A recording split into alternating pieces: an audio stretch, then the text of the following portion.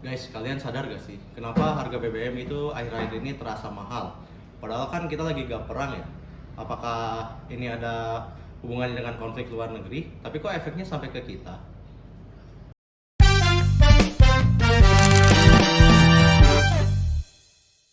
Halo guys, kembali lagi di Red Insight yang kedua bersama aku Raihan.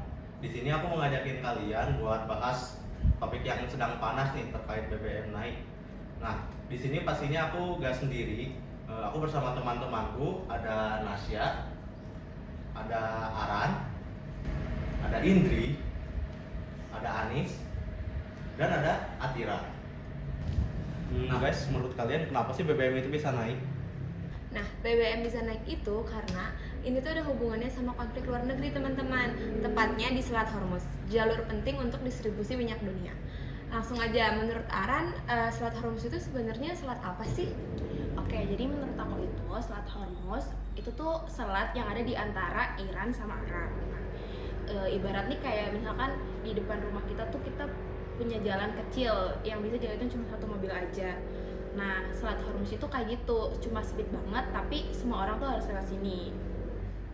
Waduh, jadi kalau ditutup gimana ya? Nah, itu bakal kacau banget sih karena kan itu sebagai jalur utama kayak perdagangan, rempah-rempah, dan bahkan sejak ada minyak itu tuh jadi penting banget karena tuh lebih dari 80% minyak yang ke Asia itu lewat situ. Oh, jadi semuanya tuh lewat selat itu ya? Nah iya bener banget, kayak Cina, India, Jepang itu lewat situ. Jadi kalau misalkan satu terganggu tuh bakal keganggu semua. Kayak mungkin Iran tuh mikirnya kayak, ah kemarin dia udah ngeblok aku, ya aku blok balik lah gitu. Terus mereka tutup buka gitu, kayak gak konsisten gitu. Drama banget lah pokoknya. Wah kacau sih, itu kayak anak kecil yang lagi berantem ya. Tapi yang bayarnya orang biasa ya. Oh ya Indri, kamu punya data gak sih nilai berapa yang lewat sana per harinya?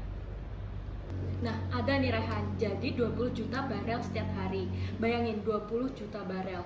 Nah, kira-kira ini tuh besarnya sekitar 20% dari semua minyak di seluruh dunia yang dipakai orang-orang. Itu tuh lewat jalur sempit ini.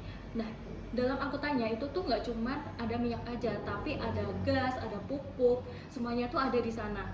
Nah, jadi kalau ada gangguan sedikit, harga itu bakal naik. Kayak contohnya tuh di bulan lalu, harga itu kan udah naik sebesar 6%.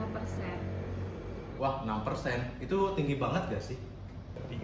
Banget nih Han, harga Brent oil itu sekarang naik jadi 96 dolar. WTI-nya itu naik juga jadi 90-an. Itu tuh dalam sekali gerak aja. Karena sekarang karena Trump ini ambil kapal dari Iran, wait tension-nya itu terus tinggi. Terus juga bakal diprediksi harganya bakal lebih tinggi dari yang kemarin. Wah, tapi ternyata efeknya tuh kita bukan cuma bensin aja kan? Nah, Iya. enggak yang pastinya nggak cuma bensin. Kayak harga pangan aja tuh juga terpengaruh, kayak beras, daging, telur, sayur, semuanya itu bakalan naik juga karena kan semuanya itu butuh transportasi dan transportasi juga butuh bensin. Contohnya nih kalau kita deliver barang dari Malang ke Surabaya lah, itu kan juga butuh bensin ya. Kalau bensin naik, deliver naik, ya pastinya harga barang juga naik dong. Oh gitu, jadi itu domino efek. Nah iya, terus kan Indonesia ini bukan main kontinen ya, dia tuh kepulauan gitu. Buat kirim barang ke Sulawesi, ke Kalimantan, ataupun ke yang jaraknya jauh kan butuh kayak pakai pesawat ataupun kapal, itu juga butuh bensin dong. Nah kalau biaya transportasi aja udah mahal, BBM naik, ya alhasil double lah sakit kantong kita. Plus rupiah lagi turun juga. Kita impor ke luar negeri itu pakai dolar juga. Terus dolar naik lawan rupiah, jadinya ini menyebabkan double hit. Nah betul, jadi yang terjadi ini adalah harga barangnya naik dan mempengaruhi daya beli masyarakatnya jadi turun, terutama buat masyarakat yang berpenghasilan rendah. Dari berita yang beredar kemarin nih ya, ada seseorang yang rela skip makan 2 kali gara-gara harga barangnya ini naik. Itu kan hal yang menyedihkan sekali, bukan? Waduh, itu berat banget gak sih? Sepertinya kita butuh solusi. Nah, karena kita tuh gak bisa begini-begini terus. Nah, Anis, kamu punya ini gak gambaran apakah pemerintah punya action plan atau enggak? Ada sih, jadi pemerintah itu mau menaikkan produksi minyak dan gas kita sendiri. Targetnya dalam 3-4 tahun itu LPG production bisa mencapai 3,5 juta ton. Tapi jika dilihat di masa sekarang itu baru 1,5 juta ton. Jadi usaha dari pemerintah di situ itu harus double. Emang itu bisa dicapai ya? Menurut pemerintah sih bisa. Mereka bakal develop 15 lapangan gas baru. Terus mereka juga bakal upgrade kilang minyak kita. Jadi kilang minyak mentah kita itu bakal kita olah menjadi bensin, solar, dan intinya semuanya yang berhubungan dengan BBM. Nah, tujuan hal ini itu agar nggak tergantung sama impor di luar negeri. Iya. Terus ada lagi nggak? Ada sih, ada sekitar 5.000 sumber minyak yang udah nggak dipakai di Indonesia. Jadi pemerintah itu berencana untuk menghidupkan lagi. Jadi kan di situ kan ada kesempatan. Kalau ada kesempatan untuk menghidupkan lagi, kenapa harus buka yang baru? Tapi pemerintah itu udah mulai belum sih? Udah ada plan sih, tapi yang penting ini nggak bisa kalau pemerintah itu berjalan sendiri. Jadi pemerintah itu butuh yang namanya private sector. Misalnya, pemerintah itu memberikan regulasi yang bagus. Kemudian nanti untuk pembuatan infrastrukturnya itu bisa dijalankan oleh pihak swasta. Jadi intinya kedua pihak itu saling kerjasama. Plus di Indonesia sendiri kan itu ada kelapa sawit yang sangat banyak sekali. Nah, itu bisa dimanfaatin oleh masyarakat, oleh pemerintah untuk diubah menjadi biodiesel.